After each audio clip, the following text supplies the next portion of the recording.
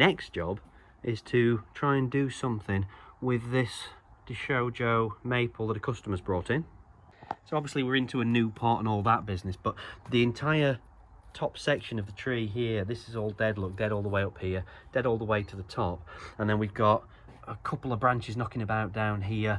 The tree from this position here is extremely straight, so the customer has asked me basically to do this tree up and try and make it nice for him.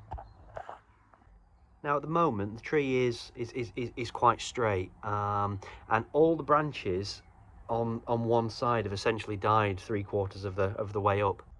Can you see what I mean? So there's branches down here, but then from this point here all the way up there, there's just nothing.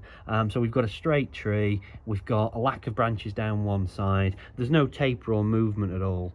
Now if we rotate the tree by 90 degrees, then we've got a little bit of movement in here. It just comes across this way a little bit, can you see?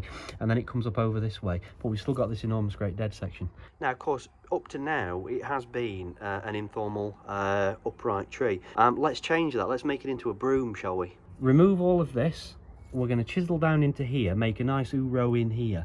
This branch here and this branch here as the beginnings of a broom style Deshojo maple. And if we are brooming it, then these low branches here are really not much use at all. I don't think they're any use at all, but we'll just take that off there just for now. Then if something happens or we have to change his mind dramatically, we've got a little bit of something left to work on. So because we've changed the tree by 90 degrees, there was a little branch on here which I've just nipped off because it was just going to obscure the main focus of the tree. This is an Arbotech mini grinder. It's the kind of thing that people who do wood sculptures and wood carvings use. So rotating disc on the end here, handle here, switch on the bottom. You can see the size from my hand, so that's the kind of sort of scale of it, but it's a useful thing.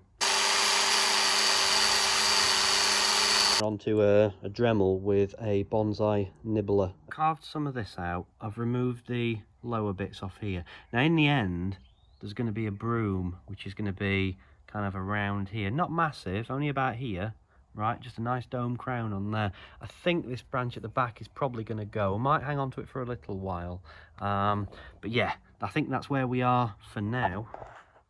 Now in terms of a pot, I can't go pull it at the roots a great deal at this time of year. It's middle of May, the weather's warm, the tree's in leaf, so I'm going to chuck it into a larger pot just for now, and I'm going to ask the customer to fetch the tree back in sort of March time next year, and then we'll actually be able to get it into a decent pot, a small round pot. I think that they'll be happy. There we go, so it's just slipped into that larger pot there. I'm actually quite looking forward to that developing into a broom. As I say, I'll get him to bring it back next year, and hopefully we can continue developing that over time.